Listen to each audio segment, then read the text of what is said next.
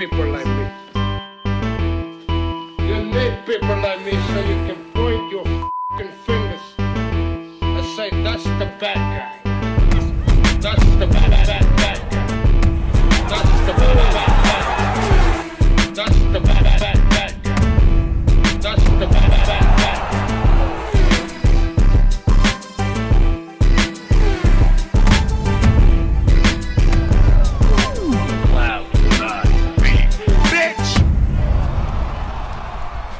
Welcome to the motherfucking relay. We're covering today's top boxing news. I mean, look, sooner or later, Crawford has to fight. You know, he's been out for a long time.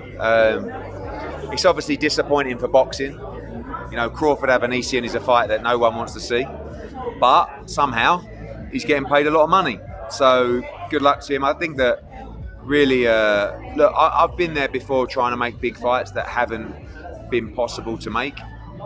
And honestly, they haven't been my fault. Maybe some. But, so, there has to be a reason why this fight didn't get made. I don't know that reason. Sometimes the fighter's expectancy of how much money they should make in a fight is not real life, you know. And the problem with Spence Crawford is, and I've said it for a long time, to us, to people in boxing, it's a massive fight. But to the general world, it's not as big as you think it is, right? So therefore, the money these guys want is not necessarily achievable. And if it was achievable, trust me, the fight would get made. Like, if the numbers existed, the fight gets made because everyone makes money. But the problem here is Crawford says, I want X. You know, Spence says, I want X. And the promoters, Al Heyman, look at the money and go, we can't do this fight without losing money. And we're not prepared to lose money.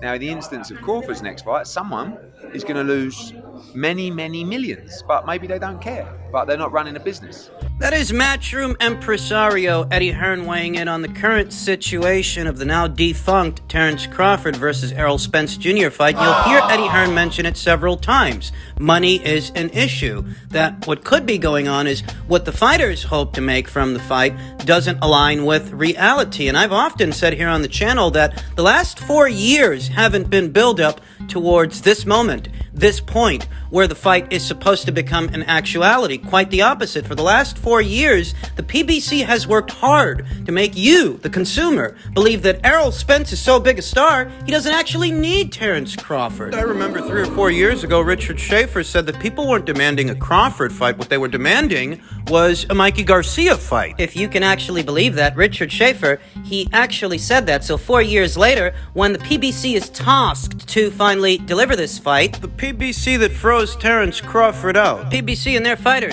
like Danny Garcia, who was actually made an offer to face Terence Crawford well over 3 years ago, and Danny thought it was more important to fight Adrian Granados and Ivan Redkach. Check the dates. Danny Garcia was afforded an opportunity to settle affairs with Terence Crawford, their rivalry that only lasted as long as Terence's campaign at 140. As soon as he moved up to 147 pounds, suddenly that fight wasn't important to Danny anymore. Yeah, he was quite comfortable blocking from behind the fence, but as soon as the gate was left open, he didn't want to walk through it. He thought it was more important to fight Adrian Granados and Ivan Redkach. For Christ's sake, he didn't fight Errol Spence Jr. till some time later, a lot of time. So you can't use the excuse that, well, the reason he didn't fight Crawford was because he was waiting to fight Spence. It's not an either-or situation. If you like your chances against Crawford, you would have fought him, and then you could have moved into that Spence fight, but that's just it.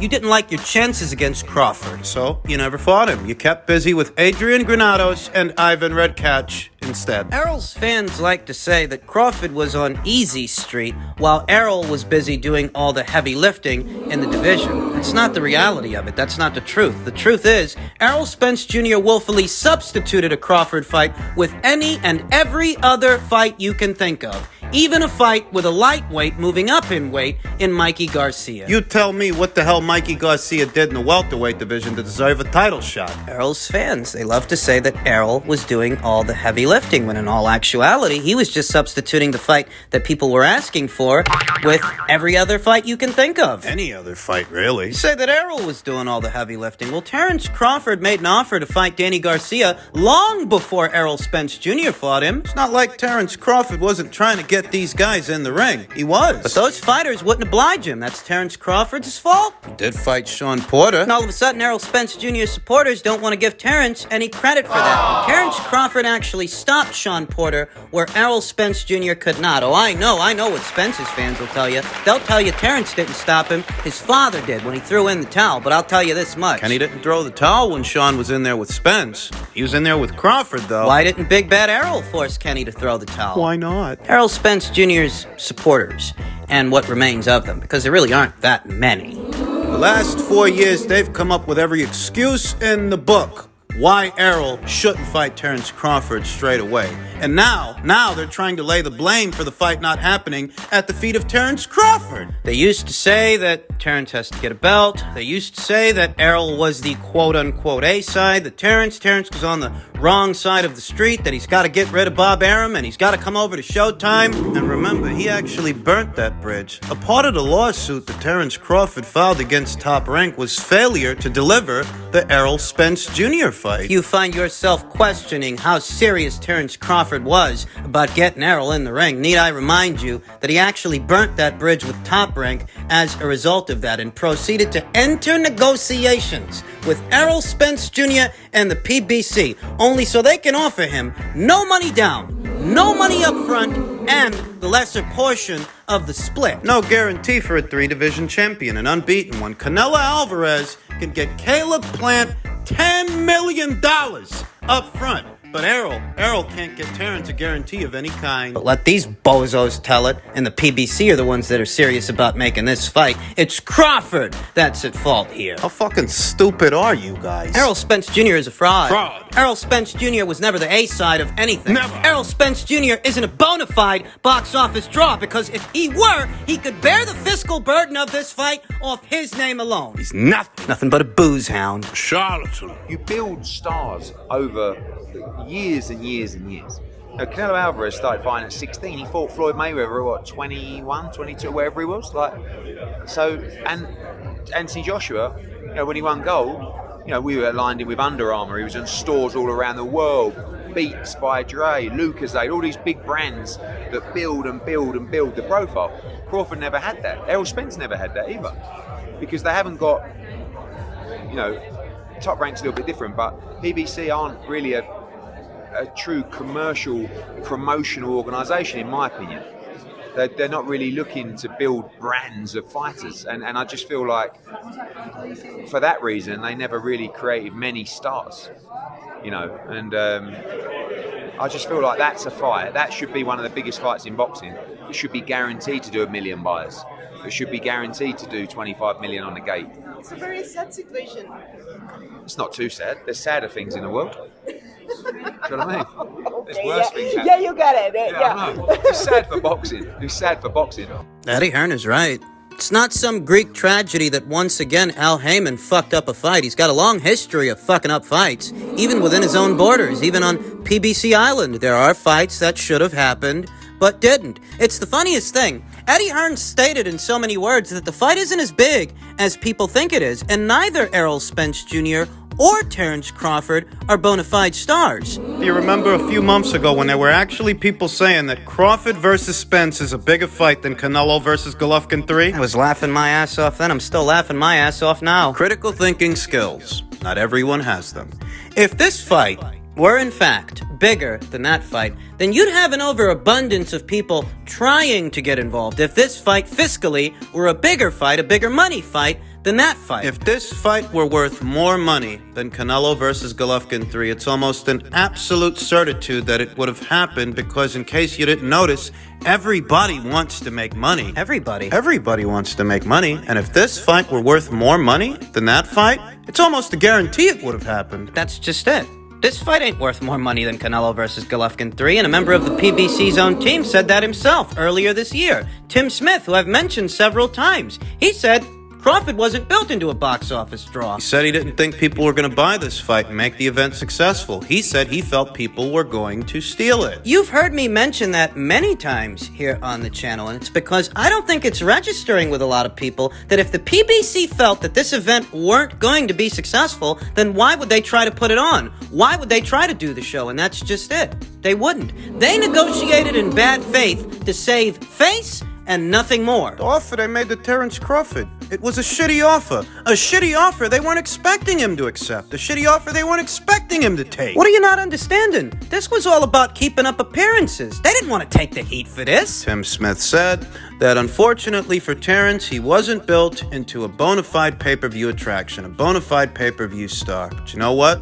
Neither was Errol Spence Jr. Couldn't have been, because if he were, he would be able to bear the financial brunt of this match off his name alone, the same way that Canelo Alvarez was able to bear the brunt of the Caleb Plant fight. A $50 million fight where Caleb Plant was guaranteed $10 million out of the 50. Tim Smith said Terrence Crawford ain't been built into a pay-per-view star. Neither has Errol Spence Jr. He hasn't been built into one either. There were actually people that thought Errol Spence Jr. would eclipse Canelo Alvarez As the cash cow of boxing, the face of boxing in this country. Hell, not even in his own state.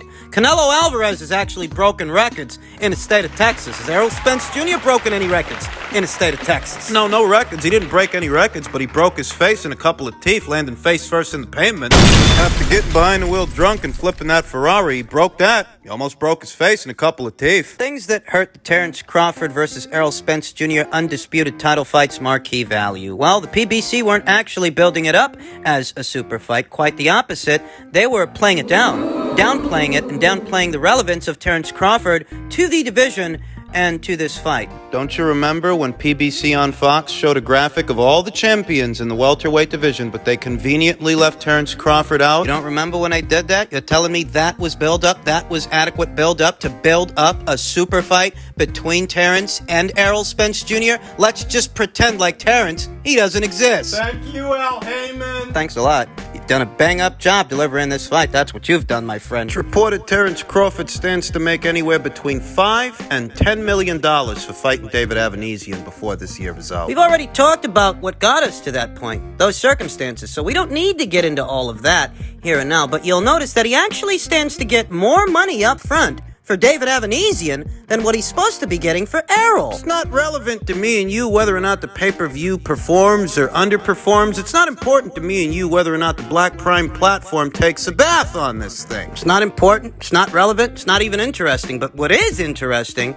is that Terrence actually stands to get a bigger guarantee for David Avanesian than what he should be getting for Errol. Errol can't guarantee this guy no money up front. No cash. What kind of cockamamie super fight is this supposed to be to where he don't get a guarantee? He don't get no money up front? You still have delusional Spence fans telling themselves that it's Terrence Crawford's fault this fight fell apart. Outside looking in, it's obvious to everyone else who caused this fight to fall apart. And critical thinking skills, not everyone has them. Though given the proliferation of mandatory challengers in the queue for unified champion Errol Spence Jr., it behooves him to pick up where he left off with Terrence, and he better do it fast, because if he don't fight Terrence, one of those guys are going to be at his door. I told you guys months ago this would happen. If Al Heyman screws the pooch with the Terrence Crawford fight, Jaron Boots Ennis and Montestenionis won't be far behind. So pick your poison. Do you want to lose with integrity? Do you want to lose with honor to a fellow champion like yourself and Terrence Crawford?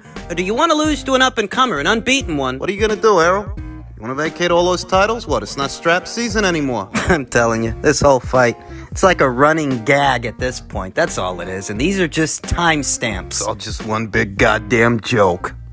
And finally, in men's lightweight and super lightweight news, Ryan Garcia took to his social media saying, "Boxing is boring. Nobody wants to fight anybody. When Tank and I fight, I will be a very proud fighter. Finally, undefeated fighters in their prime fighting. I'm going to win, but still would be very refreshing to see that." You know what would have been very refreshing? You know what would have been refreshing? What? If you would have fought Devin Haney. He was an undefeated fighter, still is an undefeated fighter. You are an undefeated fighter. I haven't forgotten that Devin Haney and Ryan Garcia used to fight on the same platform. I haven't. I haven't forgotten that Ryan Garcia actually fought in a WBC final eliminator against Cool Hand Luke.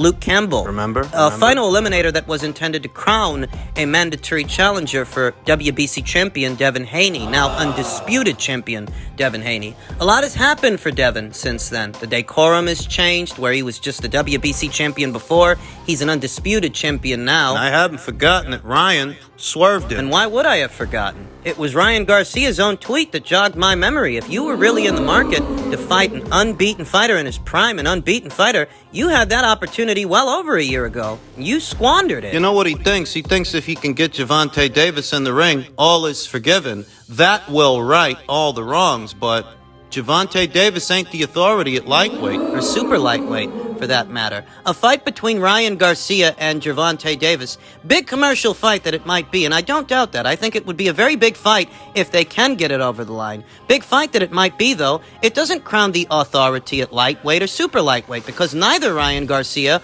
or Gervonta Davis... Gervonta didn't establish himself as the best fighter at lightweight because he didn't fight the best lightweights. The same applies to Ryan Garcia. He didn't fight them either. What Ryan Garcia really is in the market for is a shortcut to that, a shortcut to the money. He knows, like I know, like you know, that a fight with Gervonta Davis, while it's not for a full-fledged alphabet title, and while it won't crown an undisputed champion or anything of the sort, lightweight or super lightweight, while it ain't that kind of fight, it still is a big money fight. He doesn't want the burdens that come with being a champion, that responsibility to satisfy mandatory challengers and defend your titles. He wants a shortcut. In truth, many of those fights are risky fights for Ryan Garcia. A Shakur Stevenson fight, a Devin Haney fight, a Teofimo Lopez fight, and even a Gervonta Davis fight. That's a risky fight too, but the difference between the Davis fight and those fights is that Ryan views the rewards associated with Gervonta as being bigger than the rewards associated with those other fighters. So it seems like he's willing to go through with it. He might be. The problem, however... Risks versus rewards. You know how it works. Problem is, it's hard to imagine that Gervonta Davis and his team and the people over there at Showtime can deliver this fight when they're having no luck with the Terence Crawford versus Errol Spence Jr. fight. And bear in mind that Terence Crawford, unlike Ryan Garcia, Terence is a network and promotional free agent. There ain't no other promotional outfit or platform involved, so it should be, in theory, a fairly simple situation to work out, and yet it isn't. Ryan Garcia is not a network and promotional free agent. He fights on DAZN under the Golden Boy Promotions banner. You're going to tell me they can deliver this fight, but they can't deliver that one? It could very well be more empty promises from Ryan Garcia. Perhaps behind the scenes, conversations are happening, and perhaps the wheels are in motion, but you'll excuse my skepticism. It feels like the PBC ain't got enough money to keep their own fighters that they have under contract active. It feels like they don't have the money, the resources to keep their own fighters fighting. So what are the odds that they're going to be able to finance a fight like this and work out those more complex negotiations? How do they do it? It's a legitimate question. If they can work it out, if they can pull it off, more power to them. If they actually can, yeah. But until they do, these are just empty promises.